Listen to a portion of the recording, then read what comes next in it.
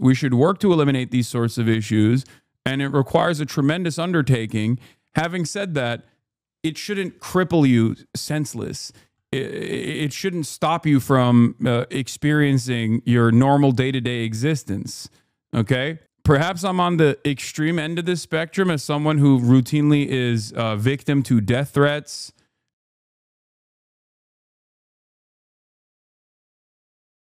There's also this.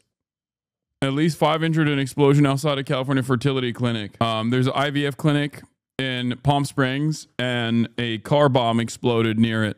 One person killed, and local authorities say it appears to be an intentional act of terrorism. ABC's Jacqueline Lee is there in Palm Springs this morning. Good morning, Jacqueline. Gio, good morning. You can really get an idea of the magnitude of this explosion. The contents of the building spread across all 5 lanes of this main road.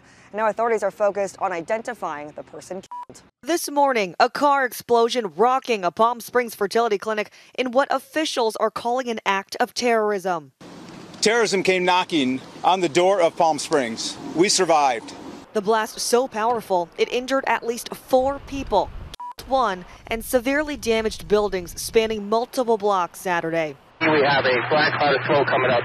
This was probably one of the largest bombing investigations that we've had in Southern California. Officials have a person of interest, but said they are not actively searching for a suspect. The person killed was found near the charred car on scene, but officials would not share if that person was a victim or suspect. We heard this loud noise. We actually thought something had hit our building. The car explosion originated in the parking lot of the American Reproductive Center, which describes itself as Coachella Valley's first and only full-service fertility center and IVF lab. The center, writing in a statement, "We are immensely grateful to share that no members of the ARC team were harmed, and our lab, including all eggs, embryos, and reproductive materials, remains fully secure and undamaged." People are saying in the chat that like the initial suspicion is that it's like a right-wing guy, right? Yes, it's not guaranteed that life is going to be great, but overcoming said trials and tribulations is what makes life worth living. And clearly people still, people still choose to live, right? No matter how shitty things are. Otherwise, everyone would be just killing themselves nonstop, left and right. That's it. I feel like it's on the opposite end of the spectrum of what a lot of our brilliant billionaires are on. Like, all of these Elon Musk style billionaires are worried about the birth rates declining in developed nations, and they lose their minds over it. They're like endlessly talking about how we need to just keep breathing. They're pro-natalist, and that's also weird. And then on the other side of the spectrum, you got the Redditors who are like, we shouldn't, it's an unjustifiable hierarchy. You brought about someone who had no capacity to consent to being born, and therefore it should not happen. You know? Fantastic. Authorities raided a property in 29 Palms believed to be related to the suspect, not providing more details, but clarifying they believe the explosion was an isolated incident. The American Reproductive Center says it will be fully operational come tomorrow morning. And guys, get this. Authorities say that a witness noticed there was a tripod and a camera at the scene of the explosion as if it were being live streamed. The investigation continues. Janae. Also, is happening on the planet, dude. It's over. We are living in the craziest dystopia. A press conference. Anyway, here's more information on the dead suspect from the police report that came afterwards. Live press conference in Palm Springs by several authorities, including the FBI and the Palm Springs Police Department, about that fertility clinic bombing. The biggest news that we got out of this, Irene, is that the suspect that they believe is the person of interest, Guy Edward Barkis, a 25-year-old from 29 Palms, they believe at this current time. Is this the fall of civilization? Maybe. Sometimes I think we have the capacity to normalize all of this stuff that we're seeing and experiencing, and then before you know it, it becomes just like the normal state of affairs, the normal state of reality. So perhaps this is one of those moments. Maybe there was ridiculous acts of violence in the past. I mean, luckily this one didn't actually end up severely harming anyone except for the person who detonated himself outside of the clinic. But what's really interesting is, like, I'm sure there were versions of this time adjusted to the Middle Ages or whatever, you know what I mean? Like some kind of hell-bent guy who thinks that, like, he must end the heretics or something. Like, what would be the Middle Age version of this? I'm thinking. Obviously, they don't have vehicle-borne IEDs back then, but they had some stupid things like this. I'm sure there were stupids back then too. Anabaptist rebellion, a doomsayer. No, I'm not talking about the Inquisition. Those are systematic forms of violence that are commonplace in modernity as well. I'm talking I'm talking about, like, people who are just insane, adjusted to the time frame that's, like, against the systems, but also in a way that doesn't really make sense. Okay, someone thinking that they're reacting to the normal state of existence and, like, taking matters into their own hands in this way, but in a way that, like, makes no sense whatsoever. Like when you guys bring up, like, Guy Fawkes or something, it's like, here's an example that's not comparable to this. John Brown. Okay, John Brown was also a bit of a crazy guy, but morally he was on the right side, fighting against like systems that were completely unjustifiable. Chattel slavery, the enslavement of black people, right? So that's not a good comparison. I'm talking like during the time of the Salem witch trials, if someone was like, actually, the real problem isn't the Salem witch trials in and of itself, but the fact that women exist. So we should all, like, a guy that takes into his own hands this matter and decides to just, like, cut out the middleman and kill women directly. That would be an equivalent to what this guy is doing. Based off of the evidence that they have seen, he is the person of interest and the person that died in this. And it was found, his body was found next to the vehicle that was used as an explosive device. Yeah, they're using the words fairly confident yeah. that this is the identity of the suspect and the person who was found deceased there at the scene. The other big part of this news conference that we're taking away is that all of the embryos in this reproductive facility were saved. So that is the good news for a lot of the people who are trying to create those families through this center. And the 4 people that were injured, the other people that were injured in this who were possibly nearby, they were hospitalized, but then we've learned they are out of the hospital. They've been released. So that is good news that the embryos have all been saved and that the other people, maybe the bystanders in this.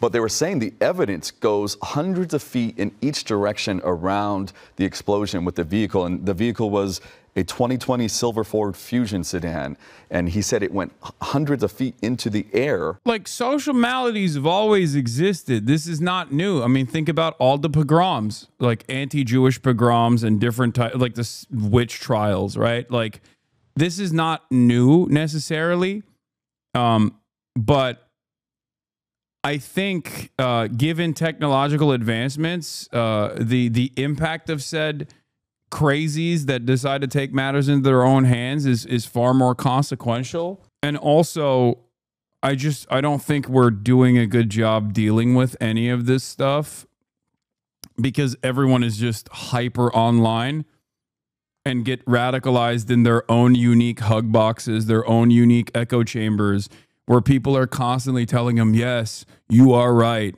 You are so right. And when you don't have that normal mechanism, the social function of third spaces is that you're supposed to go and be around other human beings, either because, you know, you have a job and in order to commute to your job, you see other people during transit and you get to test your ideas around other normal human beings. And then that social function is supposed to basically curb your more ridiculous opinions and I guess like create a sense of normalcy, like recenter you. We don't have any of that anymore. And I feel like this plays a big role in the way that people become dumber and also become crazier. Yeah, a Unabomber in basically every online community, you know?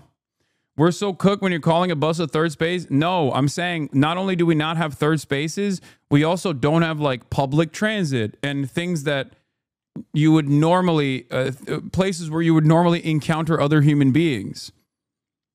This social function is incredibly important. Humans are social beings, social animals. Bad take. This is a description of gaslighting. What? What are you even saying? That's not even a response to anything that I just said. But in any case, like that is supposed to be a balancing act, right? Okay, look, I agree with you, but it is no measure of health to be well adjusted to a profoundly sick society. Some people are sensitive and are appropriately terrified by what's going on in the world. Dystopia, right? This is precisely what I mean. Like, no disrespect. This is perhaps one of the worst communities to say this in, because a lot of you are extremely online, myself included. But like, no, it's not about refusing to recognize the atrocities that are unfolding all around us. But like, you unironically should not be going into a space with other individuals that have that exact same perspective, because that shuts you off from like talking to normal people and rebalancing your worldview. Aren't you afraid of crime? I guess that is like the crime panic born out of constantly watching local news is a different version of this, is perhaps like the more reactionary version of people who are terrified of climate change and all of the other systemic forms of violence that people are subjected to, both in the global south and even here in the United States of America. And this is like the right-wing reactionary version of that, the crime panic. These are things that happen, okay? These are things that happen. It's a normal part of the process. And when I tell you like you're supposed to be normal, this is part of what I'm talking about, which is that like we should seek to eliminate these sorts of issues. We should work to eliminate these sorts of issues, and it requires a tremendous undertaking. Having said that, it shouldn't cripple you senseless. It shouldn't stop you from experiencing your normal day-to-day existence, okay? Perhaps I'm on the extreme end of this spectrum as someone who routinely is victim to death threats with regular frequency, and my friends think I'm insane for refusing to take this stuff seriously. But in my perspective, if I took all of this stuff seriously, I wouldn't be able to leave my fucking house. And I feel like I would inevitably become an insane person if I were just like so sheltered from the everyday existence. I don't want to be paralyzed by constant fear. The way my brain works is kind of like this. I'll give you an example. Your ears have the capacity to hear a lot more noise than you actually listen to, okay? We shut off certain noises because if we were to constantly hear all of the noises that we have the capability of hearing, we would go fucking crazy, right? You'd go crazy. And that's the way I see it. That's the way I see all of these other social maladies or systemic forms of violence and you know, crime happening, where it's like you can recognize it, you can understand that it is a normal part of it's a normal part of existence, but you shouldn't constantly tune into that frequency, because if you did, you would go insane. Okay? You would go insane if you were to recognize all of the violence that's unfolding all around you. If you live in a city, for example, you would lose your mind. That's why I'm very much against apps like Nextdoor and Citizen and Ring and all these other like user-generated content applications about crime. Because when I had Ring on my phone, I would constantly be notified of my paranoid neighbors and what they perceive to be like a crime happening. Okay? I feel like those apps have unironically made people more fascist, because yeah, those crimes do happen, but if you were to constantly fucking tune into those crimes happening, it creates this sense that it creates a sense of panic. It's mass hysteria. Pair that up with a media diet that consists of like a hyper focus on like crime happening in big cities, and you arrive at boomers having their brains broken by constant crime. That paired up with the fact that crime, or at least poverty, which people assume sometimes correctly is an indication of crime, is all around you, especially if you live in a big city. Homelessness, right? And then it creates this unique place in your mind where you're like, this is all around. This is crazy. You're wrong about part of this. It's not part of the human existence to know everything going on all the time. The internet has given us access to too much information. Human brains are not equipped to handle it. I mean, yeah, I don't disagree with it. That's what I'm saying. I'm saying that like you're supposed to tune it out. You're supposed to go, yeah, it's normal. It happens. The great example I always use is Austin, right? Austin lives in a suburb. He lives in a suburb in Portland. So he's not used to hearing police sirens all the time. But if you live in a city, whether it be New York or even a city like Los Angeles, right? You're used to it. You're used to hearing police sirens. You're used to hearing emergency services pass through. If you're in a suburb and you hear police sirens, you're like, oh my God, this is unique. What the hell's going on? I guess my next door neighbor, his whole family. But if you live in a place like Los Angeles and you hear emergency services outside, you're like, oh, that's normal. That's a normal part of living in a city because things are always happening.